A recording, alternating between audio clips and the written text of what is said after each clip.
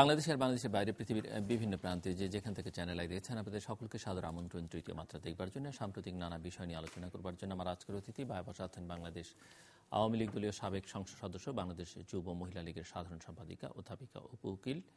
আমার ডানে রয়েছেন জাহাঙ্গীরনগর বিশ্ববিদ্যালয়ের সরকার ও রাজনীতি বিভাগের অধ্যাপক ডক্টর আব্দুল লতিফ মাসুম। স্বাগত আপনার দুজনকে স্টুডিওতে। অধ্যাপিকা অপু উকিল এবং প্রফেসর আব্দুল লতিফ মাসুম, রাজনৈতিক বিশ্লেষকদের অনেকেই বলছেন যে দুদলের নীতি নির্ধারণী ফোরামের লোকজন ভীষণভাবে কট্টরপন্থী এবং তারা একে অপরকে নিশ্চিহ্ন করে দিতে চান, এবং এই মনোভাবের যদি পরিবর্তন না হয় তাহলে দেশের রাজনীতি কখনোই অহিংস হবে না। অধ্যাপিকা অপু উকিল, কি মনে করেন আপনি? না, আমি সেটা মনে করি না। দুই পক্ষেরই নীতি নির্ধারক যারা আছেন তাদের কারণেই এই অবস্থাটা, এটা ঠিক না। এটা দলীয় যারা নেতৃত্বে আছেন তারা সিদ্ধান্ত নিয়ে এই কাজগুলো করছেন। যেমন আজকে আমরা টকশো করছি, আমাদের পরিস্থিতিটা স্বাভাবিক না, রাজনৈতিক পরিস্থিতিটা। এটার মূল কারণ হচ্ছে আজকে একটা বিবৃতি দেখেন, রিজভী সাহেব একটি কথা বলেছেন, বিবৃতি দিয়েছেন। অনেকদিন ধরে বিবৃতি নাই, 3-4 দিন দেখি নাই, আজকে উনি দিয়েছেন। উনি বলেছেন যে সরকারের পতন না হওয়া পর্যন্ত এই অবরোধ চলবে। তার মানে এখন তাদের আন্দোলনের দাবিটা হচ্ছে সরকারের পতন। আমরা অনেকেই টকশোতে আলোচনা করেছি বা অনেকেই করছেন যে সংলাপের দরকার। আপনিও যেই প্রশ্নটা এখানে ছুড়েছেন যে সেখান থেকেই যে সবাই মিলে হয়তো দূরত্ব তৈরি করছে, সংলাপে আসা প্রয়োজন বা এটার সমাধান প্রয়োজন। কিন্তু বিএনপির পক্ষ থেকে তাদের মূল এজেন্ডাটা কি? তারা সরকারের সঙ্গে তারা যে এই কাজগুলো করছে, আন্দোলনের নামে তারা বিক্ষিপ্ত সন্ত্রাস করছে, তারা রাজনৈতিক তাদের দাবি আদায়ের নামে জনগণের বিরুদ্ধে যুদ্ধ ঘোষণা করেছে। তো তাদের মূল লক্ষ্যটা কি? তারা কি চায়? অনেকেই বলবেন যে সংলাপ চায়, সংলাপ করে তারা একটি নির্বাচন চায়। কিন্তু ভেতরে যদি চান তাহলে দেখবেন তারা নির্বাচন চায় না, তারা চায় সরকারের পতন। এবং এই পতন চাওয়ার পেছনে, নির্বাচন না হলে সরকারের পতন হলে তাদের কি লাভ? পতন হলে তাদের লাভ হচ্ছে যে তারা পতন চায় এই কারণে যে এই সরকারের পতন হয়ে গেলেই তো আর তারা ক্ষমতা যাবে না, নির্বাচনের মধ্য দিয়ে যেতে হবে। না, তারা নির্বাচন চায় না। নির্বাচন যদি চাই তাহলে তারা কিভাবে ক্ষমতায় যাবে? তারা অশুভ প্রক্রিয়া ক্ষমতায় যেতে চায়। কারণ আমরা বিগত দিনগুলোতে আমরা দেখেছি বিএনপি সবসময় অশুভ প্রক্রিয়ার মধ্য দিয়ে ক্ষমতায় গিয়েছে এবং এখনো যেন যেতে চায়। এর মূল কারণ সরকারের পতন চায়, এর মূল কারণ তাদের যেটি ইচ্ছা, তারা জানে যে জিয়া অরফানেজ ট্রাস্টের যে মামলাটি রয়েছে সেই মামলায় হয়তো বেগম জিয়ার তার দোষী সাব্যস্ত হতে পারেন। 21শে আগস্টের মামলায় তারেক জিয়া কনভিক্টেড হতে পারেন। এবং 2009 সাল থেকে যখন যুদ্ধাপরাধীদের বিচার কার্যটা শুরু করলো তখন থেকে জামাত চায় সরকারের পতন তাদেরকে রক্ষা করবার জন্য। এই কারণেই তারা চায় সরকারকে পতন ঘটিয়ে অশুভ প্রক্রিয়ায় ক্ষমতা দখল করা কিংবা অগণতান্ত্রিক শক্তির হাতে ক্ষমতা হস্তান্তর করা। তার বড় প্রমাণ হলো আমরা দেখেছি যে 4 এপ্রিল যখন হেফাজতকে নিয়ে যে কাজটি করা হয়েছিল তখনও কিন্তু তাদের টার্গেট ছিল সরকারকে কিভাবে ক্ষমতাচ্যুত করে, এবং সেই প্রক্রিয়ার অংশ হিসেবেই কিন্তু বেগম জিয়া সেদিন সবাইকে, ঢাকা শহরে সবাইকে আহ্বান জানিয়েছিলেন এবং তারা প্রি প্ল্যান করে সবাইকে নিয়ে, হেফাজতকে নিয়ে সেদিন ঢাকা শহর সহ বাংলাদেশকে অস্থিতিশীল করেছিলেন। এবং 5 জানুয়ারি 2015 তারা যে কাজটি করতে চেয়েছিলেন, আজকে তারই ধারাবাহিকতায় তিনি যে কাজগুলো করে চলছেন বিএনপি অফিসের মধ্যে থেকে। তাদের প্ল্যানটি ছিল তারা পল্টন অফিসে যাবেন, বেগম জিয়া রিজভী সাহেবকে দেখতে আসবার নাম করে সেদিন গুলশান কার্যালয়ে আসলেন এবং সেখান থেকে তিনি পল্টন কার্যালয়ে যাবেন। সেই পল্টন কার্যালয়ে গিয়ে তিনি জনসভার নাম করে সেখানে অবস্থান গ্রহণ করবেন এবং তার সেই সভায় একটি মঞ্চ তৈরি করবেন, জনতার মঞ্চ, সেখানে সবাই এসে তার সঙ্গে যোগ দেবেন। কিন্তু তারা যে প্ল্যানগুলো করেছেন তাদের প্ল্যানটা বাস্তবায়িত হচ্ছে না এই কারণে যে জনগণ তাদের সঙ্গে নাই। জনগণ তাদের সঙ্গে নাই এই কারণে, এটা আমরা প্রমাণিত এই কারণে যে আজকে দেখেন বেগম জিয়া তিনি আওয়ামী লীগ বিএনপি অফিসে আছেন, বিএনপি থেকে বলা হচ্ছে যে তিনি অবরুদ্ধ। যদিও আমাদের মাননীয় প্রধানমন্ত্রী বলেছেন যে তিনি যে কোনো সময় চলে যেতে পারেন। কিভাবে যাবেন? তিনি তালাবন্ধি, তার বাড়ির অফিসের সামনে বালুর ট্রাক, ইটের ট্রাক, তো তিনি যাবেন কিভাবে? দেখেন জিলু ভাই, বালু ভর্তি ট্রাকের কথা তো বললেন, আপনার নিশ্চয়ই মনে আছে। আমি জানতে চাইছি যে তিনি কিভাবে, প্রধানমন্ত্রী কিভাবে বলছেন যাবেন? তিনি যাবেন কিভাবে? হ্যাঁ, বালু ভর্তি ট্রাক কোথাও থাকলে পরে আপনার 83 সালের ঘটনা মনে নেই? প্রথমত তাকে তো ওই বিল্ডিং থেকে বেরোতে হলে তার বাড়ির সামনে যে তালাবদ্ধ দরজা সেটি দিয়ে বেরোতে হবে, তো তালাটা তো পুলিশ বাইরে থেকে বন্ধ করে দিয়ে রেখেছে। তাকে মাননীয় প্রধানমন্ত্রী বলেছেন যে কোনো সময় তিনি যেতে পারবেন। তিনি গাড়িতে উঠেছিলেন যাবার জন্য, তারপরে তিনি বের হন নাই, গাড়িতে বসেছিলেন। বের হবেন কিভাবে? তালা তো বন্ধ ছিল। তালা খোলাও ছিল। তার নিরাপত্তার জন্য মাঝে মাঝে তালাবার তাকে ভেতর থেকে নাশকতা সৃষ্টি করে বলে তালা দেওয়া হয়েছে, কিন্তু তাকে চলে যাবার জন্য পুলিশ প্রশাসন থেকে আহ্বান জানানো হয়েছে। আমার কথা হচ্ছে যে বুঝলাম সরকার তালা দিয়ে রেখেছে, যদি বিএনপি নেত্রীর এতটাই জনমত থাকে তাহলে তালা ভেঙে কেন? আমরা তো দেখেছি যে 83 সালে ডক্টর মজিদ সাহেবের যে শিক্ষা কমিশনের বিরুদ্ধে আন্দোলন হয়েছিল, সেই আন্দোলনে সেই দীপালি সাহা, কাঞ্চন, জয়নাল, জাফরদের রক্তে সেই তালা খুলে সেই ট্রাক, বালু ভর্তি ট্রাক, সে ধুয়ে মুছে একাকার হয়ে গিয়েছিল না? মাননীয় প্রধানমন্ত্রীকে যখন 84 সালে মহাখালীতে জেনারেল এরশাদ সাহেব বন্দী করে রেখেছিলেন, মাননীয় প্রধানমন্ত্রী সেদিন জনতাকে সঙ্গে নিয়ে 32 নম্বর বাড়িতে হেঁটে হেঁটে চলে আসেন নাই?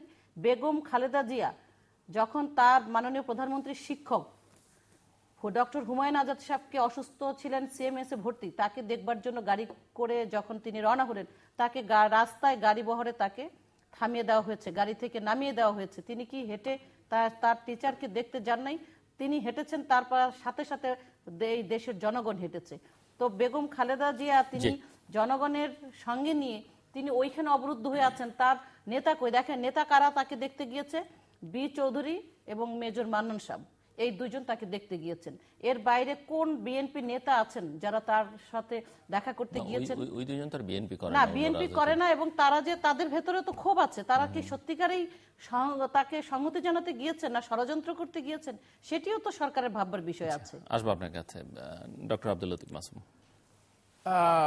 এতক্ষণে আমি একজন রাজনীতিকের মুখোমুখি কথা বলছি, স্বাভাবিকভাবেই আমার জন্য একটু বিব্রতকর উত্তরগুলো দেওয়া, যেহেতু আমি রাজনীতিকে প্রতিনিধিত্ব করি না। আমি আমার পেশা অর্থাৎ আমার শিক্ষকতা অর্থাৎ রাষ্ট্রবিজ্ঞান বিষয়ে আমি প্রতিনিধিত্ব করি। অনেকগুলো বিষয় তিনি রেইজ করেছেন এবং আমার সাধ্যমতো আমার একাডেমিক যোগ্যতা মতো আমি উত্তর করার চেষ্টা করব।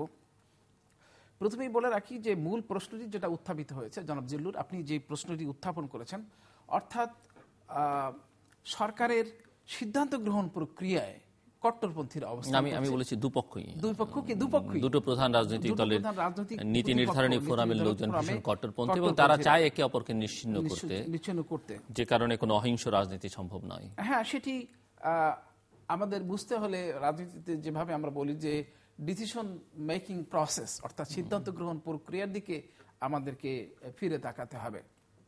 যেভাবে ম্যাডাম বললেন যে দুটো রাজনৈতিক দলের সিদ্ধান্ত গ্রহণ প্রক্রিয়াকে যদি আমরা পর্যবেক্ষণ করি এই দীর্ঘ সময় ধরে, তাহলে পরে আমরা দেখতে পাবো যে এই সিদ্ধান্ত গ্রহণ প্রক্রিয়ায় শুধুমাত্র ব্যক্তি প্রাধান্য রয়েছে, সাংগঠনিক প্রথা পদ্ধতি কোনো ক্রমেই অনুসরণ করা হয় না। যে কোনো কাউন্সিল শেষে অথবা যে কোনো গুরুত্বপূর্ণ ফিফথ অ্যামেন্ডমেন্টের মতো তত্ত্বাবধায়ক সরকারের মতো গুরুত্বপূর্ণ ইস্যুতেও আমরা দেখেছি যে একক সিদ্ধান্তই কাজ করছে। তাহলে বোঝা যায় যে দুটো, আমরা যত রাগঢাক করি বলি না কেন, আমি রাজনীতির ভাষায় কথা বলছি না। একজন রাজনীতিক ব্যক্তি যেভাবে ব্যাখ্যা বিশ্লেষণ করবে সেটা তার পক্ষে ভালো হোক মন্দ হোক। যদি একজন বিএনপি করেন তাহলে বিএনপির লোকদেরকেও বিএনপির ম্যাডামের ভুলের পক্ষেই কথা বলতে হবে, অথবা মানে আওয়ামী লীগ যারা করেন তাদের শেখ হাসিনা যদি ভুল করেন তা সেটার পক্ষে কথা বলতে হবে। তো আমি মনে করি যে সেটি সঠিক নয়। এটাই সঠিক যে সিদ্ধান্ত গ্রহণ প্রক্রিয়ায় দু দলই একক সিদ্ধান্তের ব্যাপারটি রয়েছে এবং সেটি আমরা দীর্ঘ বছর ধরে দেখছি। এটা চোখ মানে বন্ধ করে বলা যেতে পারে। মানে এখানে একটি হাস্যকর অভিযোগ উত্থাপন করেছেন ম্যাডাম, সেটা হচ্ছে যে নির্বাচন চায় না বিএনপি। তো নির্বাচন বিএনপি চায় না তো কি চায়? নির্বাচন একটি বিএনপি, যদিও এ কথাটি সঠিক যে জেনারেল জিয়াউর রহমানের হাতে, জিয়াউর রহমানের যখন তিনি ক্ষমতাসীন ছিলেন তখন এই বিএনপির জন্ম, এবং সঙ্গতভাবেই অনেকে বলতে পারেন যে ইট ডিরাইভড ফ্রম মিলিটারি পাওয়ার, সেটি সত্য কথা। কিন্তু পরবর্তী কার্যক্রমে এরশাদের পতনের পরে ম্যাডাম জিয়ার নেতৃত্বে দীর্ঘ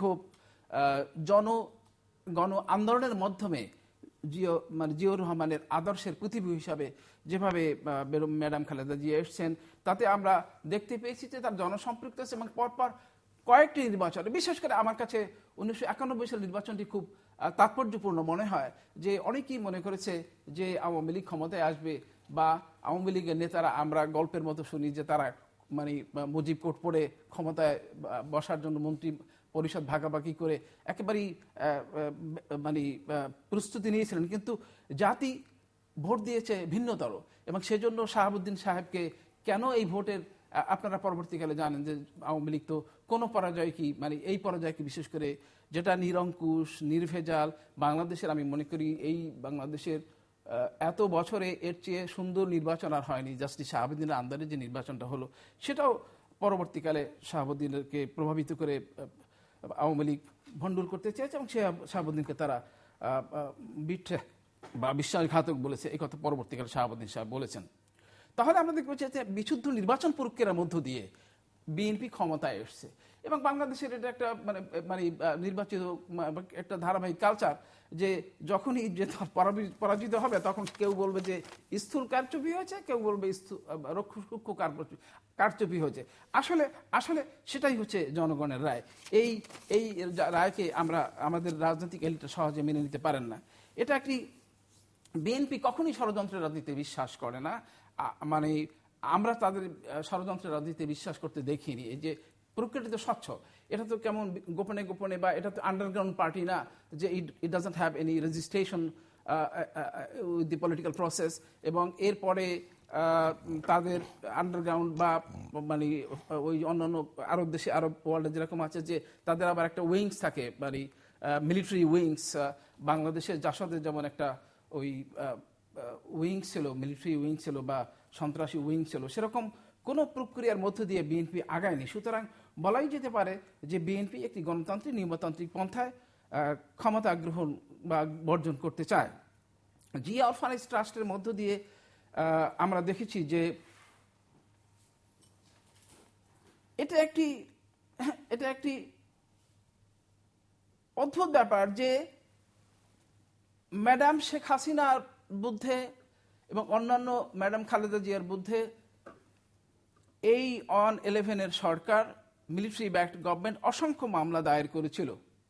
এই মামলা দায়েরগুলো কোনোটা মাঝপথে ছিল, কোনোটা তদন্ত প্রক্রিয়ার মধ্যে ছিল। কিন্তু আওয়ামী লীগ সরকার ক্ষমতাসীন হওয়ার পরে ম্যাডাম শেখ হাসিনার বিরুদ্ধে যে মামলাগুলো ছিল সেটি প্রত্যাহার করা হয়েছে। আপনার নিশ্চয়ই মনে আছে যে সেই মরহুম মুজাফফর আহমদ সাহেবের, ঢাকা ইউনিভার্সিটির প্রফেসর মুজাফফর আহমদ সাহেব বিব্রতকর বিবৃতি, টিআইবির চেয়ারপারসন, তিনি বলছিলেন যে আগে মামলাগুলো নাকচ করা হোক, মামলাগুলো শেষ হোক, তারপরে উনি প্রধানমন্ত্রী হোক। এটা করে উনি একটু বিপদে পড়ে গেলেন। তো যাই হোক, আমরা কাউকে কিছু পরোয়া করি না, এই হচ্ছে অবস্থা। 21শে আগস্টে গ্রেনেড হামলার কথা বলা হয়েছে। এই ধরনের হামলা অবশ্যই ঘৃণিত, অবশ্যই মর্মান্তিক, এবং সেখানে সরকারের দায় দায়িত্ব কিন্তু তারা এড়াতে পারেন না। এবং আপনি হেফাজতের কথা বলেছেন, অর্থাৎ আপনার পুরো বক্তব্যের প্রক্রিয়াটা হচ্ছে এটা আওয়ামী লীগের বক্তব্য। এই আওয়ামী লীগের বক্তব্য তো আমাদের সামনে যে জনসাধারণ বসে আছে তারা কিন্তু শুনতে চায় না। তারা শুনতে চায় একটা ফাংশনাল একটা কনক্লুশন বা একটা ফাংশনাল ওয়ে, রিকভারি ওয়ে, কিভাবে একটা প্রক্রিয়ার মধ্য দিয়ে বাংলাদেশ জাতি গোষ্ঠী, গোটা জাতি যেভাবে একটা অসম্ভব রকম দুশ্চিন্তা দুঃসহ অবস্থার মধ্যে দিনাতিপাত করছে, সেই দিনাতিপাত থেকে তারা মুক্তি চায়। সে মুক্তির পথ এই এসব আলোচনার মধ্য দিয়ে, জনমত গঠনের মধ্য দিয়ে এগুতে পারে। সেভাবে এই আমরা বলতে পারি যে আপনি আপনি আমার কাছে খারাপ লাগছে যে আপনি ম্যাডাম জিয়ার বাসায় ট্রাকের এই যে বালির বহর, ট্রাকের বহর, এই যে তালা, এই যে রাজনীতির একটি নোংরা দৃষ্টান্ত, এই নোংরা দৃষ্টান্তকে আমাদের নোংরাই বলতে হবে। এটা মানে শাক দিয়ে মাছ ঢাকলে যেমন মাছ দেখা যাবে না, এরকম না, ঠিক তদ্রুপ ভাবে এই প্রক্রিয়া থেকে আমাদেরকে, সেই প্রক্রিয়াটি যেই করুক, আজকে ম্যাডাম খালেদা জিয়াও যদি শেখ হাসিনার মধ্যে অনুরূপ কার্যক্রম করতেন তাহলেও আমরা এর নিন্দা করতাম। এই রাজনীতিতে স্বচ্ছতা, সৌজন্য, সভ্যতার দিকে আমাদের এগোতে হবে। এই ধরনের নোংরামির মাধ্যমে, এই ধরনের নির্মমতার মধ্য দিয়ে আমাদের কোনো সমাধান আসবে না। আমাদেরকে অবশ্যই একটি গণতান্ত্রিক পথে এগোতে হবে। অধ্যাপিকা উপুকিল, অনেকে বলছেন যে আওয়ামী লীগ বা সরকার সভা সমাবেশ করতে না দিয়ে বিএনপির হাতে আসলে আন্দোলনের চাবিটা তুলে দিয়েছে এবং আন্দোলনের গতি পাচ্ছে। এতে করে সরকারি অবস্থা সামাল দেবে কিভাবে? বিএনপি এই এক বছরে 9টি সভা করেছে, জনসভা করেছে সরকারের কাছ থেকে পারমিশন নিয়ে, এবং সেই জনসভাগুলোতে বিশাল জনসংযোগ ঘটেছে এবং তারা সেই জনসভাগুলো করেছে। কাজে জনসভা তাদের করতে দেওয়া হয় নাই, এইটি কিন্তু ঠিক না। শুধুমাত্র 5 তারিখের যে জনসভাটি তাদের পল্টনে করবার কথা ছিল, সেটিতে সরকার বাধা দিয়েছে। কারণ আমি আগেই বলেছি, সেদিন তাদের জনসভা করবার পরিকল্পনা ছিল না। সেদিন তাদের টার্গেট ছিল সরকারকে নাশকতা করে পতন ঘটাবার জন্য একটি ষড়যন্ত্র। তো গোয়েন্দা সংস্থাগুলোর কাছে যে তথ্য ছিল, সেটি কি এখন যে নাশকতা দেশ জুড়ে হচ্ছে, প্রতিদিন হচ্ছে গত 7-8 দিন ধরে, তার সাথে বেশি হতে পারতো, কি হতে পারতো জানি না, কিন্তু নাশকতা তারা করত। এবং এখন যেটি তারা করছে, মানে আমি জানতে চাইছি যে এই 7-8 দিন যে পরিস্থিতি যাচ্ছে, আপনি নিজেও আসার সময় এরকম একটা কঠিন পরিস্থিতি আমাদের প্রত্যেককেই মোকাবেলা করতে হয়, একটা ঝুঁকি নিয়ে পথে চলাফেরা করতে হয়। তার চাইতে সেদিন জানা থাকা অবস্থায় যে নাশকতা হতো, সেটি নিয়ন্ত্রণ অনেক সহজসাধ্য ছিল কি না? সেদিন তো তারা সেই দিনের জন্যই যে করবে তা না, তারা সেখানে একটি অবস্থান করবে, অবস্থান করে তারা নাশকতার টার্গেট নিয়ে, সেটা একদিনের না দীর্ঘদিনের বা কতদিন ব্যাপী করতে পারতো, সেটি পরিস্থিতি বলে দিতে পারতো। আর এখন যেটি তারা করছে, যেমন আমরা দেখছি এখন বিচ্ছিন্নভাবে, তাদের তো এটা আন্দোলন না, বিক্ষিপ্তভাবে সন্ত্রাস। কি করছে? বাসের মধ্যে আগুন দিয়ে বাস পুড়িয়ে দিচ্ছে, মানুষ পুড়িয়ে দিচ্ছে। তা এটি যদি বিএনপি করে, বাংলাদেশের জনগণ কি এটি মেনে নেবে? কিন্তু গণতান্ত্রিক রাজনীতিতে যদি আপনি স্বাভাবিক কার্যক্রম, রাজনৈতিক কার্যক্রম করতে না দেন, স্পেস না দেন, তো সেক্ষেত্রে তো একটা স্বাভাবিক পরিস্থিতি তৈরি হতেই পারে, এটি স্বাভাবিক নিয়ম। তো না, আমি তো বললাম তারা 9টি সভা করেছে, জনসভা করেছে, বিশাল 9টি জনসভা করেছে, তাদের আন্দোলন কর্মসূচি তারা করেছে। কিন্তু 5 তারিখে টার্গেট করে তারা ভিন্নভাবে নেমেছিল। যেমন নেমেছিল 4 এপ্রিল হেফাজতের সময়, এবং সরকারকে পতন ঘটাবার জন্য, নির্বাচনের সংলাপে বসবার জন্য না, তাদের এই নাশকতা করবার জন্য যদি সরকার তাদেরকে দমন করা না হতো, তাহলে তো বাংলাদেশের জনগণ আজকে এই টকশোতে বসেই আবার আমাদের শুনতে হতো যে সরকার এদেরকে দমন করতে পারে না, এই সরকার ব্যর্থ, সরকার এই নাশকতাকে তা পরিহার করতে পারে না। আজকে তারা যেটি করছে, বিক্ষিপ্তভাবে করছে। আমরা দেখছি যে তারা অবরোধ ডেকেছে, কিন্তু অবরোধের মধ্যে সবাই আমরা মুভ করছি, সবাই অবরোধের সঙ্গে জেলায় জেলায় হরতালও হচ্ছে, কিন্তু জনগণ তাদের এটার সঙ্গে সম্পৃক্ত যদি থাকতো, তাহলে অবরোধে মানুষ বের হতো না, বাস বের হতো না। আজকে নাশকতা সৃষ্টি করছে, সেটা বিক্ষিপ্তভাবে করছে, এবং সেটাও অনেকটাই তারা গোপনে জঙ্গি স্টাইলে করছে। এটি কোনো রাজনৈতিকভাবে যে কর্মসূচি পালন করা, তার মধ্যে কিন্তু তাদের এই কর্মসূচিগুলো নাই। তারা করছে সন্ত্রাসী কর্মকাণ্ডগুলো করছে। তো এই সন্ত্রাসী কর্মকাণ্ড করে এই বিশ্বের কোনো ইতিহাস কি বলে যে তারা কোনো জনগণের রায় আদায় করতে পেরেছে কিংবা সরকারের পতন ঘটাতে পেরেছে? আমরা কোনো বিশ্বের ইতিহাসে কি এটি দেখেছি? আর এমনই যদি হতো, তাহলে 2005 যখন নির্বাচনটি হলো, 2013 তারা নাশকতা করলো, 5 জানুয়ারি নির্বাচন হলো। গত বছর 5 তারিখে নির্বাচন হবার পরে জনগণের নির্বাচন নিয়ে বিতর্ক থাকতে পারে, কিন্তু জনগণের যে নীরব সমর্থন ছিল, সেই সমর্থনের কারণেই আওয়ামী লীগ সরকার গঠন করে এই 1 বছর পার করতে পেরেছে। বিএনপির যদি সরকারকে যদি না মানতো বা বিএনপির যদি জনসমর্থন থাকতো, তাহলে তারা কেন নির্বাচনের পরে তাদের সেই আন্দোলন করতে ব্যর্থ হয়েছিল, তাহলে তারা এই ব্যাংককে থাইল্যান্ডের মতো তারা, আমরা তো থাইল্যান্ডে ইংলাক যখন নির্বাচন হলো তারপরে আমরা দেখেছি সেই তারা কিন্তু আন্দোলন চালিয়ে গিয়েছে। ফিলিপাইনের মার্কোসের সেই ভোটের নির্বাচনে ভোট ঠিক হয় নাই এর বিরুদ্ধে আন্দোলন কিন্তু নির্বাচনের পর দিন থেকে তারা চালিয়ে গিয়েছিল। আমরা কি বিএনপিকে সেটি দেখেছি যে বিএনপি নির্বাচন হয়েছে, সরকার গঠন করেছে আওয়ামী লীগ, তারপরে একটি বছর তাদের সঙ্গে কি কোনো জনসমর্থন ছিল? আজকেও পত্রিকা দেখবেন, আজকে ট্রিবান পত্রিকার একটি জরিপ প্রকাশ পেয়েছে, সেখানেও আছে যে 72% মানুষ এই সরকারকে সফল হিসেবে তারা দেখছে, তারা বিবেচিত করেছে। পত্রিকার রিপোর্ট, একটি জরিপের রিপোর্ট। তাহলে সরকার বাংলাদেশকে উন্নয়ন করে আজকে জনগণকে অনেক অনেক অনেক দূরে এগিয়ে নিয়েছে, তাদের জনগণ আজকে শান্তিতে আছে। তাহলে কেন বিএনপি এই কাজগুলো করে মনে করছে যে সরকারের পতন ঘটাতে পারবে? আর দু একটি কথা যে উত্থাপন করলাম আমি সেই প্রসঙ্গে আসি।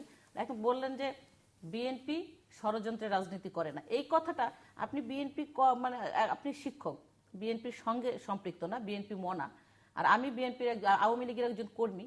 এখন যারা শুনছেন তারা আমার মুখ থেকে আওয়ামী লীগের কথাই শুনবেন, এটি স্বাভাবিক। আমি আওয়ামী লীগের কথাই বলবো, সরকারের কথাই বলবো। তবে সরকার প্রধান, দলীয় প্রধানরা ভুল করলে সেটি আমার বলতে হবে, এটি কিন্তু ঠিক না। যদি ভুল করে দলীয় প্রধান, একটি দলের প্রধান বা সরকার প্রধান যদি ভুল করেন, সেটি কিন্তু জনগণই তার সেই ভুলের জন্য জনগণের কাছেই তাকে খেসারত দিতে হয়।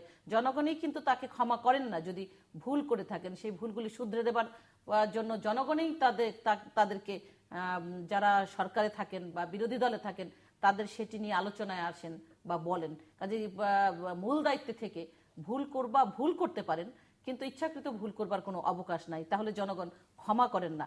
আমরা দেখি আপনি গণতান্ত্রিক ধারায় রাজনীতি করবার জন্য শুধুমাত্র নিয়ামক নির্বাচন করাটাই গণতান্ত্রিক রাজনীতির একটি মাত্র হাতিয়ার, আর কিছু না, তা কিন্তু না। আমরা কিন্তু দেখি না যে আপনাদের মতো যারা আছেন তাদের কাছ থেকেও কিন্তু আমরা এটা শুনি না যে শুধু নির্বাচন না, আমরা বিএনপির মুখ থেকে কিন্তু সামাজিক, রাজনৈতিক কিংবা আমাদের উন্নয়নমূলক যে কর্মকাণ্ডগুলো আছে সেইখান থেকে কোনো বা প্রতিষ্ঠানের কোনো উন্নয়ন, এই রকম কোনো ইস্যু ভিত্তিক আমরা কোনো তাদের কাছ থেকে আন্দোলন বা তাকে ডেভেলপ করবার মতো, তাদের সরকারকে ধরিয়ে দেবার মতো সমালোচনা, এই কাজগুলো কিন্তু আমরা কোনোদিন শুনি নাই।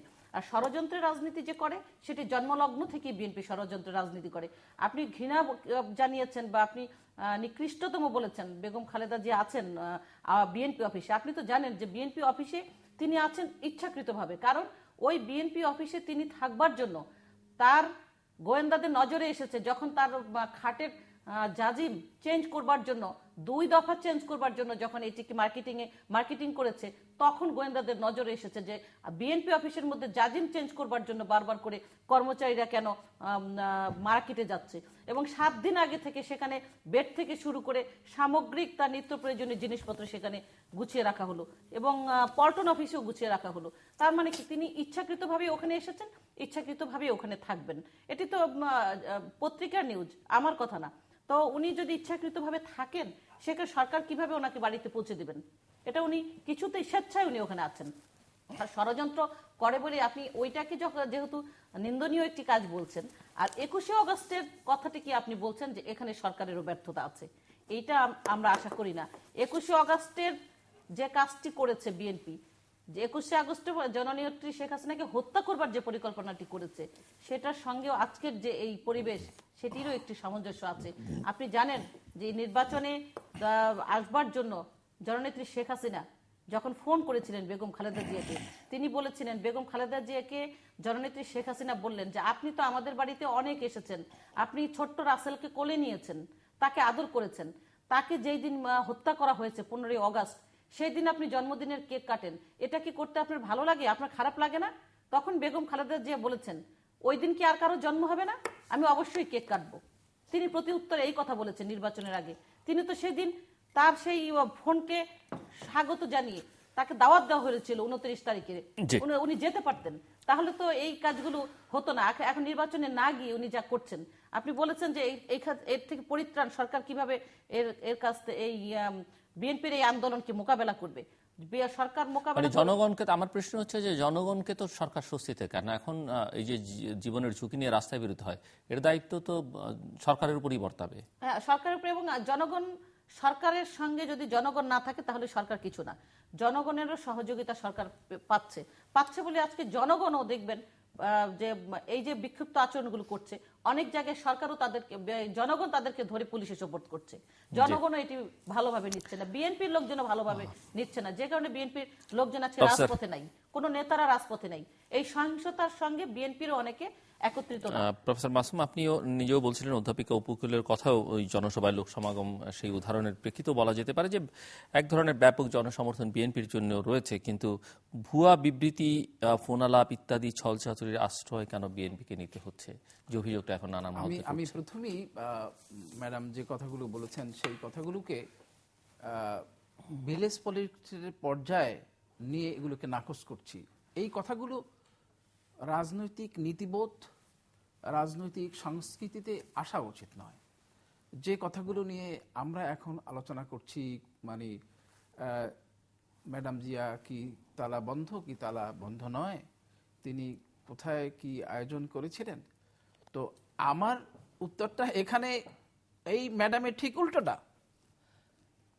অর্থাৎ সরকারের কাছে মেসেজ ছিল যে 5 জানুয়ারি উপলক্ষে ম্যাডাম জিয়া যদি একটি জনসভা করেন বা ম্যাডাম জিয়া যদি যেখানেই উপস্থিত হবেন সেখানে লক্ষ লক্ষ মানুষের উপস্থিতি ঘটবে, সুতরাং এটি সরকারের জন্য বিব্রতকর হবে, কোনোভাবেই এই গণতান্ত্রিক অধিকারকে দেওয়া যাবে না বিএনপিকে।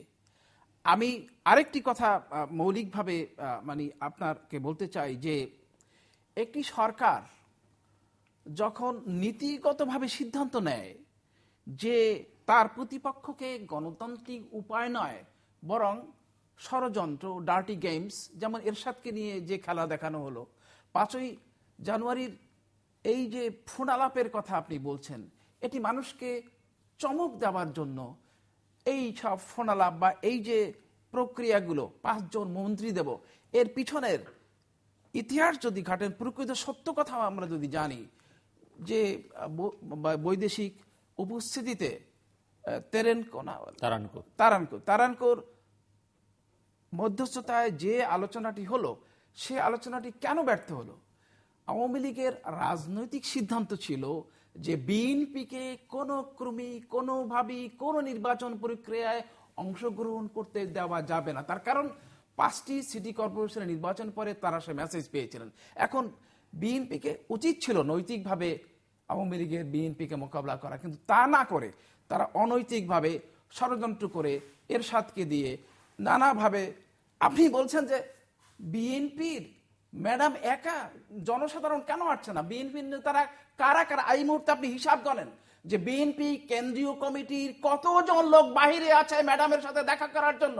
আওয়ামী লীগের বিএনপির সময় কি আওয়ামী লীগের এই সমস্ত লোকেরা যারা পদাধিকারী ছিল, সেক্রেটারি জেনারেল ছিল, যারা কেন্দ্রীয় কমিটির ছিল, তারা কি অ্যারেস্ট হয়েছিল? একটা সুন্দর স্বচ্ছ গণতান্ত্রিক প্রক্রিয়া দেখছি, কিন্তু মানে ওই শেখ হাসিনা ত্রয়োদশ সংশোধনীর মাধ্যমে যা করেছেন সেটা হচ্ছে এই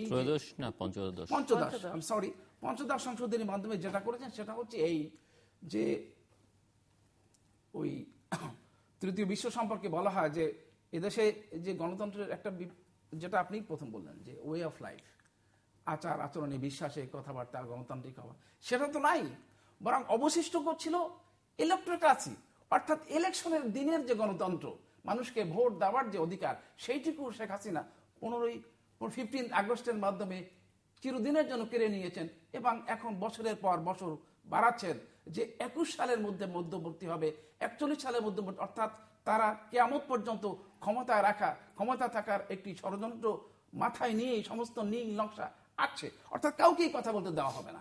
আপনি চিন্তা করেন 5ই জানুয়ারি পরে গতকাল সহ বিএনপির শীর্ষ পর্যায়ের সমস্ত নেতৃবৃন্দকে গ্রেপ্তার করা হয়েছে, তো তারা কারা আসবে বিএনপির কাছে? আর দেখা হলে এইগুলি এই বাংলাদেশে, এমনকি বঙ্গবন্ধুর এই বাকশালের আমলেও মিছিল হলে, প্রতিবাদ হলে দেখা মাত্র গুলির আদেশ ছিল না। এখন আমরা বাকশালের চেয়েও নিকৃষ্টতর পর্যায়ে অতিক্রম করছি। আপনি বলছিলেন বিএনপির এই বহির্দেশীয় এই যে মানে চিঠিপত্রের কথা, এটি আমার কাছে খুব সুস্পষ্ট তথ্য নেই। আমার কাছে মনে হয়েছে যে এখানে কোনো বিভ্রান্তি বা কোনো মিসিং লিঙ্ক রয়েছে, যার জন্য বিএনপিকে এভাবে বিব্রতকর অবস্থায় পড়তে হয়েছে। বিএনপি একটি স্বচ্ছ নির্বাচনতান্ত্রিক দল, নীতিবোধের উপর তাদের অবস্থান, সুতরাং তারা এই কাজটি করবে বলে এই দেশের জনসাধারণ বিশ্বাস করে না। অধ্যাপিকা উপুকিল, যে প্রশ্ন এখনো আছে পত্রপত্রিকা, আপনি নিশ্চয়ই খবরে দেখেছেন যে বিএনপি যখন বিএনপি নেত্রী অবরোধের ঘোষণা দেন তখনও তিনি বলেছিলেন যে পরবর্তী সমাবেশের অনুমতি যখন পাওয়া যাবে তখনই এই অবরোধ তুলে নেওয়া হবে, এবং পত্রপত্রিকা বলছে যে তারা এখনো অনুমতি পেলেই তুলে নেবেন। তো আওয়ামী লীগ তো সোহরাওয়ার্দী উদ্যানে সমাবেশ করলো 11 তারিখে, বিএনপি সমাবেশ 12 তারিখে। তো বিএনপির বেলায় আবার অনুমতি মিলবে কিনা বা বিএনপিকে অনুমতি দেওয়া হবে কিনা একটি। আরেকটি হচ্ছে যে 14 দল পাড়া মহল্লায় নাশকতা প্রতিরোধ কমিটি গঠন করতে চায়। তো এই নাশকতা প্রতিরোধ কমিটি আসলে শেষ পর্যন্ত যে নাশকতা এমনিতেই চলছে সেই নাশকতাকে আর উস্কে দিবে কিনা? এই নাশকতা প্রতিরোধ কমিটি 2013-তেও করা হয়েছিল, যখন বিএনপি সমগ্র বাংলাদেশে এই অরাজকতা সৃষ্টি করেছিল। আবার সেই কমিটিকেই সচল করবার জন্য আহ্বান জানানো হয়েছে, যারা যেন এই নাশকতার বিরুদ্ধে রুখে দাঁড়ায়। আর 12 তারিখে যে জনসমাবেশ করেছে সেই জনসমাবেশের অনুমতি দিয়েছে, এবং ডিএমপি থেকে বলা হয়েছে এখন থেকে আবার সভা সমাবেশ করা যাবে। বিএনপি থেকে যদি চায় অবশ্যই জনসমাবেশ করতে পারবে। এর আগে কিন্তু শুধু সকলেরই সভা সমাবেশ করবার নিষেধাজ্ঞা ছিল। বিএনপির এই সরকার পতনের তথাকথিত ষড়যন্ত্রের যে আন্দোলন এবং সভা করবার প্রক্রিয়াটি ছিল সেই কারণে। আর এখন আমি একটু ওইখানে যাই যে আপনি যে কথাটি বলেছেন বিএনপির পক্ষ থেকে মিথ্যাচারের যে রাজনীতি বা মিথ্যাচার করে যে তারা দলটিকে এগিয়ে নিয়ে যাচ্ছে, সেখানে আপনি জিল্লু ভাইকে যে কথাটি বলেছেন, তো মিথ্যাচার তো বিএনপির একটা না হয় আপনি চিঠির কথা বলেছেন। তো আমরা তো দেখি যে ধাপে ধাপে বিএনপি এরকম মিথ্যা কথা বলে। আজকে আমরা যদি সেই আইএসআইয়ের আসাদ দুরানির কাছ থেকে টাকা নেওয়ার সেই মিথ্যাচার, টাকা নিয়ে পরে অস্বীকার, তারপর ওয়াশিংটন টাইমসে যে চিঠি লিখে দেশের বিদ্রোহে দেশের বিরুদ্ধে বাংলাদেশে যেন ড্রোন হামলা চালায় আমেরিকাকে আহ্বান জানানো হয়েছিল, তারপরে বেগম জিয়া সংসদে দাঁড়িয়ে তিনি বলেছিলেন যে আমি এই কথা বলিনি। অথচ এই কথাটি নিয়ে নেতারাই কিন্তু বলেছিলেন যে বলেছে ঠিক করেছে, চিঠি তো লিখবেনই। হ্যাঁ, অনেক নেতাই তার পক্ষে বক্তব্য দিয়েছেন, কিন্তু তিনি বললেন যে না, আমি তো চিঠি এরকম লিখি নাই। এরপরে ভারতের প্রধানমন্ত্রীকে বলা হলো, যখন শপথ নিয়ে এলো যে আমাকে দাওয়াত দিয়েছে, ভারতের প্রধানমন্ত্রী তাদেরকে দাওয়াত দিয়েছে, তারেক জিয়াকে দাওয়াত দিয়েছে, বেগম জিয়াকে দাওয়াত দিয়েছে, তারপরে শোনা গেল দাওয়াত দেওয়া হয়নি। এরপরে আবার আমরা দেখলাম যে এই যে ভারতের বিজেপির সভাপতি অমিত শাহ ফোন করেছে। এখন এটা হয়েছে কি, তথ্য প্রযুক্তির বাংলাদেশ, তথ্য প্রযুক্তির এই মহাবিশ্ব। আমাদের কিন্তু এই তথ্যটি বের করতে হয় নাই। এই যে যারা মিডিয়া ব্যক্তিত্বরা আছেন, যারা মিডিয়া আছেন, তারাই কিন্তু খুঁজে বের করেছে। কেন আজকে এই যে 2টি চ্যানেল দায়িত্ব নিয়ে অমিত শাহর সঙ্গে টেলিফোন করে এই বাংলাদেশের মানুষকে শোনালো যে তারা টেলিফোনে এই কথা বেগম। আর অমিত শাহ যদি ওনাকে ফোন করেও থাকেন, আমার প্রশ্ন মানে এটি নিয়ে এত উত্তেজনারই কি আছে? তাতে কি মহাভারত শুদ্ধ হয়ে যাবে না অশুদ্ধ হয়ে যাবে? না, এটা নিয়ে অতি শুদ্ধ হবে না অশুদ্ধ হয়ে যাবে? না, এটা একটা কারণ আছে। বিএনপি কিন্তু সবসময় মনে করে যে বিদেশিরা তাদেরকে প্রাধান্য দিচ্ছে, এই জন্য সবসময় এরকম গেম খেলার চেষ্টা করে। এই যে তারানকো আপনি বললেন, তারানকোরা এসছে, তারানকোদের কাজ করবে। তারানকোর কথাই তো আর বাংলাদেশের মানুষ তার দেশের দলও ঠিক করবে না, সরকারও ঠিক করবে না। সমঝোতাটি যদি হতো তাহলে পরে আমাদের এই অবরোধ বা এই কিছু দেখতে হতো না। অর্থাৎ সমঝোতার মনোভাব, যে কথাটি মৌলিক কথা, যেটা মানে জেল্লুর শুরু করেছিলেন, যে কথা সমঝোতা তো বিদেশের লোকজন এসে আমাদের মধ্যে করাই দিতে পারবে না। এখন দেখেন সেটাই কথা, অর্থাৎ যে কথাটি জেল্লুর মৌলিক কথা উত্থাপন করেছিলেন প্রথমে, না মৌলিক কথা ওখানে না, অর্থাৎ ওইখানে অর্থাৎ সিদ্ধান্ত গ্রহণ প্রক্রিয়ায় জনসাধারণের বা দুটো পার্টি কোনো পর্যায়ে পার্টি পলিটিক্স চলছে না, একক ব্যক্তিত্ব নেতৃত্ব চলার কারণেই সমঝোতা হয়নি। আপনিও জানেন, আমিও জানি। আচ্ছা, সিদ্ধান্ত গ্রহণের প্রসঙ্গে তো বললেন। দেখেন, গত 21শে নভেম্বর, আমি এই প্রসঙ্গে একটু সময় নিয়ে আপনি বলেন, 21শে নভেম্বর কানাডার একটি বহুল প্রচারিত পত্রিকা একটি নিউজ বেরিয়েছে, আপনারাও দেখেছেন। সে পত্রিকাটি স্টার টরেন্টো নামে, সেই পত্রিকাটিতে লিখেছে যে তার শিরোনাম ছিল যে একটি বই, ঐতিহাসিক বই, সেই বইটি পুরস্কার পেয়েছে $75,000 $। এবং সেই বইটিতে কি লিখেছে, সেই বইটির নাম ছিল হলো যে বইটি লিখেছেন ওই কানাডারই একজন রাইটার, সেই বইটার নাম ছিল the Blood Telegram, Nixon, Kissinger and a Forgotten Genocide. এবং বইটার সারমর্মটা হচ্ছে যে বাংলাদেশে যে গণহত্যা হয়েছিল ৭১-এ, সেই গণহত্যায় নিক্সন এবং কিসিঞ্জার এরা যে তাদের গোপন নির্দেশনা দিয়ে গণহত্যা করিয়েছিল, সেই গণহত্যার দালিলিক প্রমাণ ওই বইটিতে আছে। ১৭৫ পৃষ্ঠার সেই বইটি, পৃষ্ঠায় পৃষ্ঠায় সেই দালিলিক প্রমাণ তারা সংগ্রহ করেছেন। এবং বইটি যে পুরস্কার দিয়েছেন, সে কানাডার ৫জনের ৩জনই আমেরিকান, তারাই সেই বইটিকে পুরস্কার দিয়েছেন। এবং তারা বলেছেন যে এই আধুনিক বিশ্বের যত অন্ধকারাচ্ছন্ন গণহত্যা হয়েছে বা নারকীয় ধ্বংসাত্মক কর্মকাণ্ড হয়েছে, এবং তারা বসনিয়ার কথা উল্লেখ করেছেন যে বসনিয়ায় যে ধ্বংসযজ্ঞ হয়েছে তার চেয়েও বাংলাদেশের এই নারকীয় হত্যাযজ্ঞ বেশি ভয়াবহ ছিল, রক্তাক্ত ছিল। আমি বলছিলাম এই কারণে এই ঘটনাটা উল্লেখ করলাম যে আজকে রাজনৈতিক আপনি সমঝোতার কথা বলছেন, যখন একটি দল সেই গণহত্যার যারা নায়ক তাদেরকে ৭ দফা দিয়ে তাদের মুক্তি দাবি করে, সেই যুদ্ধাপরাধীদেরকে নিয়ে তারা মঞ্চে বসিয়ে তাদেরকে নিয়ে বক্তব্য প্রদান করে, যখন একটি দলের প্রধানকে হত্যা করবার জন্য সরকারের থেকে সব আয়োজন সমাপ্ত করে, এবং জাতির জনককে নিয়ে যখন তারা বিভিন্নভাবে তাকে হেয় করবার জন্য দলের প্রধান অবস্থানে থেকে কর্মকাণ্ডগুলো পরিচালনা করে, তখন তাদের সাথে কিভাবে রাজনৈতিক সমঝোতা এবং কিভাবে রাজনৈতিকভাবে তাদের সঙ্গে সংলাপ করে তাদেরকে নিয়ে বাংলাদেশের জনগণকে নিয়ে এদেশে রাজনীতিটা চলতে পারে, আপনি বলেন। এবং আপনি বোধহয় মানে এই মানে একেবারেই অপ্রাসঙ্গিক ভাবে, এটা অপ্রাসঙ্গিক না, বাংলাদেশের যেখানেই দেখা যাচ্ছে যে যেখানে এটাকে উদুরপিন্ডি বুদুরখান্ডে অথবা গায়ে পড়ে ঝগড়া করার মতো, অর্থাৎ যুদ্ধ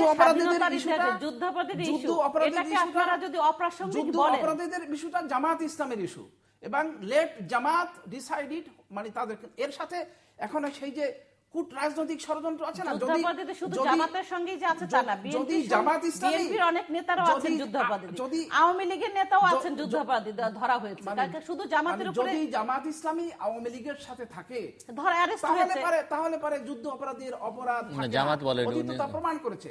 এবং এখন যদি জামাত ইসলামী বিএনপির সাথে যায় তাহলে পরে অশুদ্ধ হয়ে গেল মহাভারত। জামাত যায় না, আপনি শুনতে ভুল করেছেন। আমি বলেছি যুদ্ধাপরাধীরা যে দলেই থাকুক তাদের বিচার কার্য করতে হবে। এতটা ক্রূর, এত অনৈতিক রাজনীতি করে যে তারা এরশাদকে নিয়ে রাজনীতি করে, তারা জামাতকে নিয়ে রাজনীতি করে, তাদের পাওয়ার পলিটিক্যাল, তাদের ক্ষমতাটাই হচ্ছে একমাত্র কেন্দ্র। জামাতকে নিয়ে রাজনীতি করে এখন কে রাজনীতি করছে? জামাতকে নিয়ে কিভাবে রাজনীতি করে?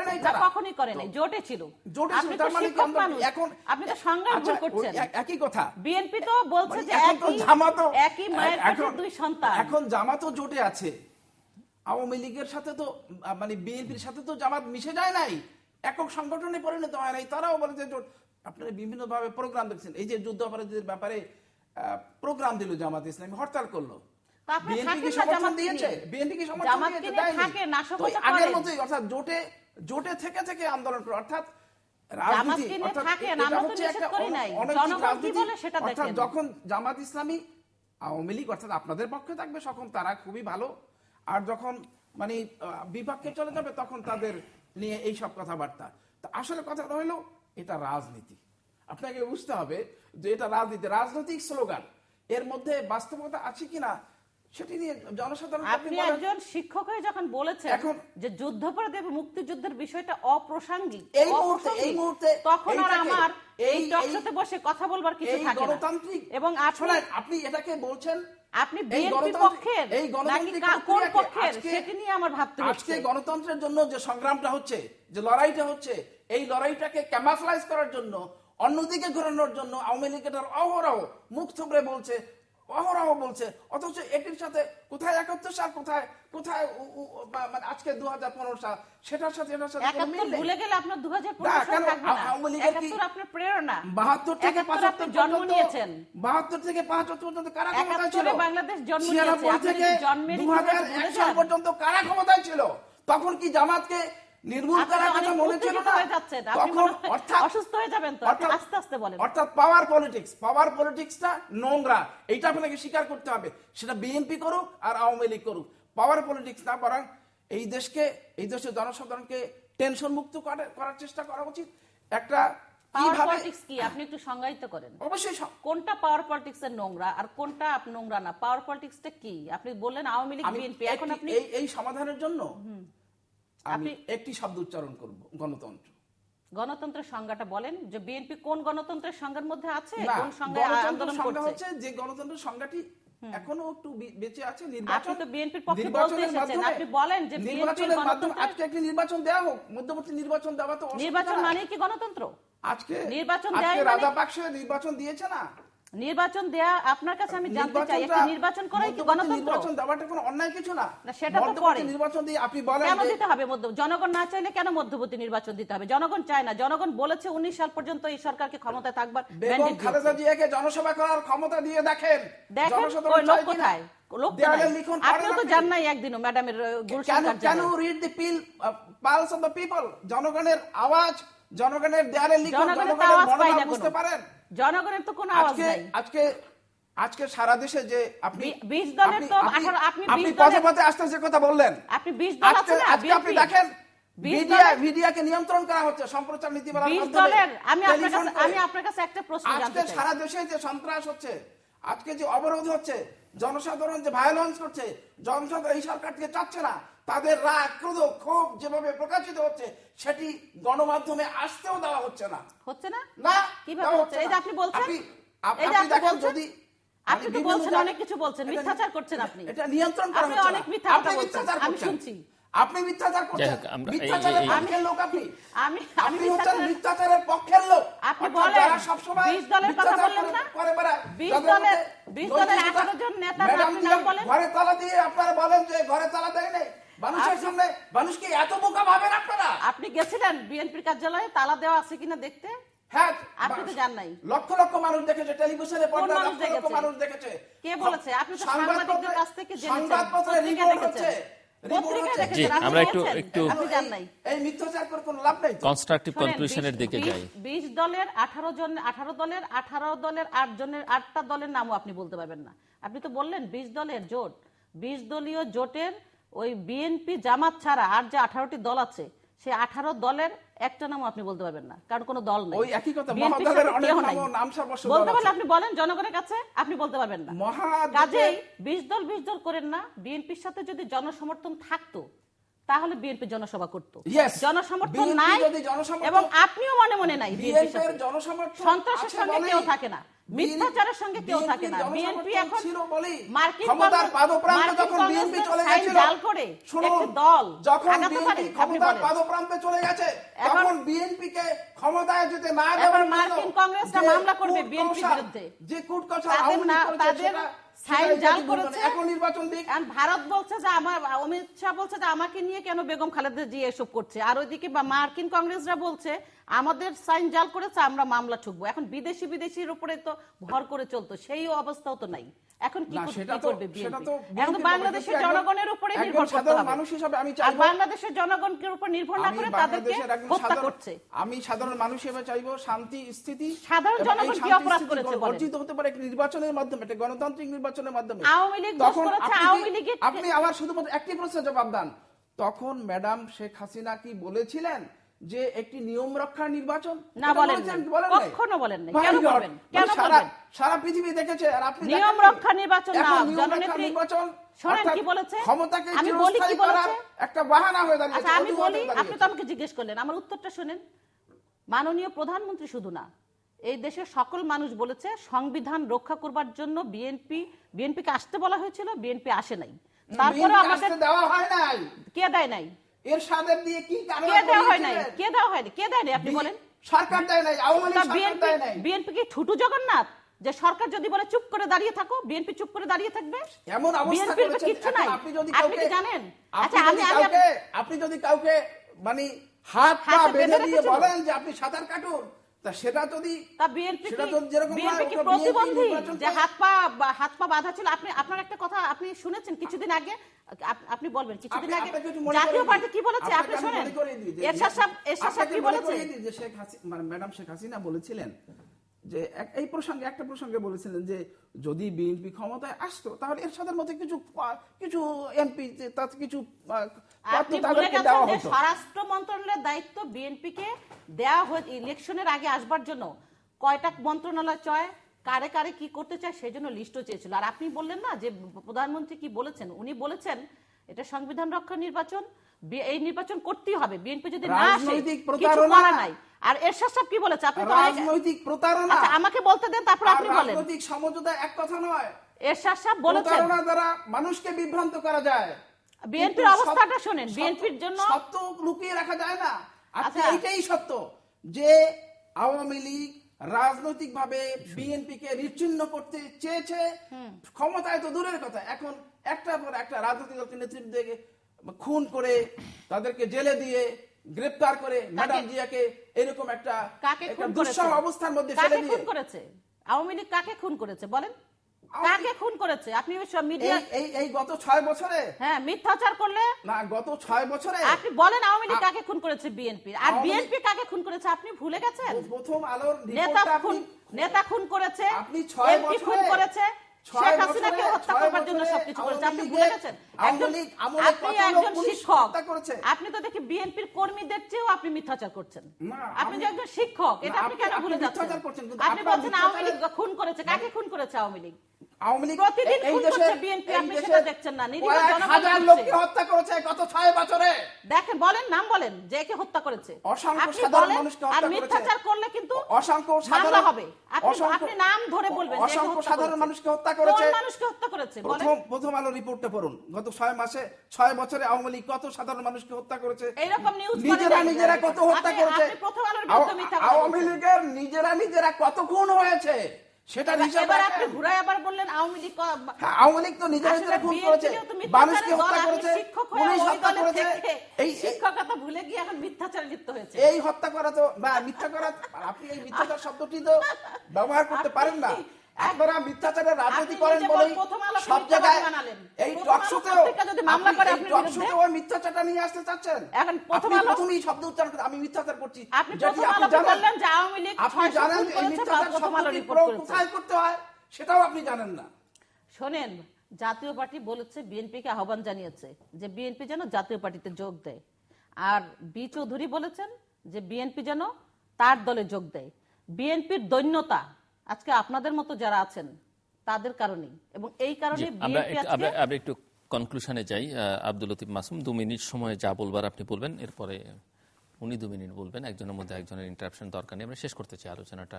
তো কোথায় গিয়ে দাঁড়াচ্ছে শেষ পর্যন্ত বাংলাদেশ? সেটা হচ্ছে যে এই যে একটা অনিশ্চয়তা, একটা অস্বস্তিকর অবস্থা গোটা দেশে বিরাজ করছে, এইটির অবসানের জন্য নাগরিক সাধারণের তরফ থেকে আন্দোলন করা দরকার। যে আওয়ামী লীগের দুঃশাসনের যে জগদ্দল পাথর গোটা জাতির উপর চেপে বসেছে, গণতন্ত্রকে নিচ্ছিন্ন করার যে প্রক্রিয়াগুলো তারা একের পর এক অনুসরণ করছে, সেগুলোর প্রতিবাদে গণ আন্দোলনের সূচনা করা দরকার। এবং যদি গণ আন্দোলন সূচনা না করি, আওয়ামী লীগের যদি শুভবুদ্ধি হয়, একটি গণতান্ত্রিক নির্বাচনের মাধ্যমে দেশের ভাগ্য নির্ধারিত হোক। জনসাধারণ যদি আওয়ামী লীগকে আবার ক্ষমতায় আসীন করে তাহলে পরে নিঃসন্দেহে মানুষ তা মেনে নেবে। আবার যদি বিএনপি আসে তাহলে মেনে নেবে। আমি আগেও বলেছি, এই রাষ্ট্র ব্যবস্থার সবচেয়ে বড় কষ্টকর বিষয়টা হচ্ছে গণতন্ত্রের অনুপস্থিতি, সেটা বিরোধী দলে হোক, সেটা সরকারি দলে হোক। গণতন্ত্রই যদি আমরা নীতি আদর্শ হিসাবে গ্রহণ করতে পারি তাহলেই পরেই আমাদের জন্য অনেক অনেক পথ খোলা আছে। এখনই এই মুহূর্তে সরকারের উচিত সংলাপের মাধ্যমে একটি সমঝোতায় এসে একটি মধ্যবর্তী নির্বাচন বা ইন্টারিম গভর্নমেন্টের নির্বাচনের ব্যবস্থা করা, যাতে এই দুঃসহ অবস্থা থেকে জাতি মুক্তি পেতে পারে। এই বাংলাদেশের ভূ রাজনৈতিক অবস্থান বলে যে বিএনপি সন্ত্রাস জঙ্গিবাদ লালন করে তারা যে বাংলাদেশের জনগণের বিরুদ্ধে যুদ্ধ ঘোষণা করছে, এটি কোনোদিনই এদেশের মানুষ এবং এই ভূ রাজনৈতিক অবস্থানটা আমি এই কারণে বললাম, যে বাংলাদেশের 5 কোটি যে তরুণ, সেই তরুণ তারা সৎ পথে চলতে চায়, ডিজিটালাইজড বাংলাদেশ দেখতে চায়, সত্য কথা বলতে চায়, জঙ্গিবাদ মুক্ত বাংলাদেশ চায়, সন্ত্রাস মুক্ত বাংলাদেশ চায়। কিন্তু বিএনপি যে পথে গিয়েছে, বিএনপির সঙ্গে কেউ থাকবে না, নিজের দলের কর্মীরাও থাকবে না। বিএনপিকে প্রত্যাখ্যান করে সবাই এই দলের বিলুপ্ত কামনা করবে। এবং আজকে অবরোধের নামে বিএনপি যে কাজটি করবার চেষ্টা করেছে, বিএনপি নিজেরাও বুঝতে পেরেছে তাদের সঙ্গে কোনো জনসম্পৃক্ততা নাই। এবং তারা যদি এখনো এই হত্যা, মানুষ হত্যা, নিরীহ জনগণ হত্যা, তাদের অগ্নিসংযোগ, জাতীয় সম্পদ ধ্বংস, এই কাজগুলো পরিহার না করে গণতান্ত্রিক ধারায় ফিরে না আসে, তাদের বিএনপি নামক যে দলটি, সেই দলটিকে বিলুপ্তির হাত থেকে তারা কিছুতেই রক্ষা করতে পারবে না। এবং আরেকটি যা তাদের যে বড় অন্যায়, মিথ্যাচারের উপর ভিত্তি করে দল গঠন করা এবং জনগণকে জিম্মি করা। এদেশের মানুষ এখন অনেক অনেক সচেতন, তারা মিথ্যাবাদীদেরকে কোনো দিনই ক্ষমা করবে না। মিথ্যার আশ্রয় নিয়ে রাজনীতি যারা করে তাদেরকে তারা ক্ষমা করবে না। এবং ক্ষমা করবে না বলেই আজকে যতই নির্বাচন দাবি করুক, দেশের মানুষ নির্বাচন চায় না। দেশের মানুষ চায় এই সরকার ক্ষমতায় থাকুক, এই সরকার ক্ষমতায় থেকে দেশের উত্তরোত্তর উন্নয়নের পথে দেশকে এগিয়ে নিয়ে যাক এবং মানুষ সুখে শান্তিতে থাকুক। একজন শ্রমিক যখন তার একদিনের মজুরি দিয়ে 10 কেজি চাল ক্রয় করতে পারে, একজন মানুষ যখন স্বপ্ন দেখে, একটি নতুন প্রজন্মের সন্তান যখন জন্ম বুঝতে পারে যে তার দেশ মধ্যমায়ের দেশে কিছুদিনের মধ্যেই পদার্পণ করবে, তখন সেই সরকারেরই তারা সাফল্য চায়, সেই সরকারই ক্ষমতায় থাকুক, সেটি চায়। সন্ত্রাসের পথে যারা আছে তাদেরকে তারা পরিহার করে, তাদের বিরুদ্ধে তারা অবস্থান গ্রহণ করে। এই জন্যই আজকে বিএনপি আন্দোলনের ডাক দিয়ে তাদের কর্মী খুঁজে পায় না, জনগণ তো দূরের কথা। এবং নিজেদের মধ্যেই তাদের যে অসন্তোষ, মিথ্যাচার, অসত্যকে ধারণ করে জনগণের বিরুদ্ধে জনগণকে জিম্মি করে তারা যে ক্ষমতায় যাবার জন্য, সরকারের পতনের জন্য নীল নকশা বাস্তবায়ন করে, সেটি বুমেরাং হয়ে তারাই আজকে বাংলাদেশের মানুষকে। দর্শক, আমরা অনুষ্ঠানের শেষ প্রান্তে জামাত সম্পর্কে আপনি লিখতে পারেন ডাক, ইমেল, SMS এর মাধ্যমে, ইন্টারনেট, আমাদের অফিসিয়াল ওয়েবসাইট অথবা সোশ্যাল নেটওয়ার্কগুলোতে যেসব পেজ রয়েছে সেসব পেজে আপনাদের মতামত রাখতে পারেন। আর আপনাদের মতামত আমাদের অনুষ্ঠান তৃতীয় মাত্রা আপনি দেখতে পাবেন প্রতি বৃহস্পতিবার এবং শুক্রবার বাংলাদেশ সময় রাত 2টোয়, বুধবার দুপুর 11:30 এবং শুক্রবার দুপুর 1:05 দেখবার আমন্ত্রণ হল। প্রফেসর ডক্টর আব্দুল লতিফ মাসুদ এবং অধ্যাপিকা অপুকে অসংখ্য ধন্যবাদ আপনি দুজনকেই। দর্শক মণ্ডলী, বর্তমান পরিস্থিতি নিয়ে আমরা কথা বলছেন। পরিস্থিতিটা কি সবারই মোটামুটি জানা যে সারা দেশে যোগাযোগ ব্যবস্থাটা চরম বিপর্যয়ের মধ্যে আছে, ট্রেন শিডিউল মারাত্মকভাবে বিপর্যস্ত, শিক্ষা প্রতিষ্ঠানগুলোর কার্যক্রম ব্যাহত হচ্ছে এবং সবচেয়ে বড় কথা হচ্ছে কোনো মানুষই ঘর থেকে বেরোবার সময় সে আবার সুস্থ অবস্থায় ঘরে ফিরতে পারবে বা জীবন নিয়ে ঘরে ফিরতে পারবে কিনা, এই নিশ্চয়তাটুকু এখন নেই। দায়টা কার উপর বর্তায়? কম বেশি এখন সাধারণ মানুষ হিসেবে, এবং এখানে পক্ষপাতিত্বের অভিযোগ, বিভাজনের রাজনীতি, দলীয়করণ এত হয়েছে, সে কারণে একটা নিরপেক্ষ অবস্থান থেকে বলতে হবে যে প্রধান দুটো বিবদমান রাজনৈতিক পক্ষের উপরই এর দায় বর্তায়। আমাদের রাজনৈতিক দলগুলোর বিদেশি মুরব্বীদের প্রতি একটু দুর্বলতা খুব বেশি, কিন্তু তারা বিভিন্ন সময় আমরা লক্ষ্য করেছি যে এই সংকটকালে এগিয়ে এসছেন সমঝোতা করবার জন্য, দুপক্ষকে সমঝোতায় নিয়ে আসবার জন্য। প্রায় কোনো ক্ষেত্রেই তারা সফল হতে পারেননি। তবে এবার যে তারা খুব একটা উদ্যোগী হবেন সেরকম কোনো সম্ভাবনাও নেই, কারণ আমরা যেটি লক্ষণ দেখছি যে কেউ কেউ বিদেশিদের প্রতি এতটাই দুর্বলতা, তাদের সঙ্গে সখ্যতা প্রচার করবার জন্য ব্যস্ত। অন্যদিকে কেউ কেউ আবার আছেন বিদেশিদের গালাগালিতেও ভীষণভাবে ব্যস্ত, যেটি অবশ্য দেশের জন্য কোনোটি কল্যাণকর নয়। বিদেশিদের গালাগালি করা কল্যাণকর নয়, এই জন্য দেশের অর্থনীতির জন্য, দেশে এগিয়ে যাওয়ার জন্য সেটি খুব শুভ ফল দেবে না। অন্যদিকে বিদেশিদের সঙ্গে সখ্যতা বা তাদের দিকে তাকিয়ে থাকা, সেটি দেশের আত্মমর্যাদার জন্য কোনোভাবেই কাঙ্ক্ষিত নয়, সম্মানজনক নয়। যে রাজনীতি চলছে, এই রাজনীতি আসলে শেষ পর্যন্ত দেশের অর্থনীতি, রাজনীতি এগিয়ে যাবার পথে একটা বড় অন্তরায়। এ থেকে বেরিয়ে আসতে হবে আমাদের রাজনৈতিক নেতৃত্বকে, তাদের মনোভঙ্গিতে, দৃষ্টিভঙ্গিতে, আচরণভঙ্গিতে মনস্তাত্ত্বিকভাবে একটা ইতিবাচক গুণগত পরিবর্তন আনা খুব জরুরি, এবং সেটি না হলে আসলে শেষ পর্যন্ত তারাও কিন্তু বিপর্যয়ের মধ্যে পড়বেন, এবং সেটি তাদের ভাবাটা খুবই জরুরি।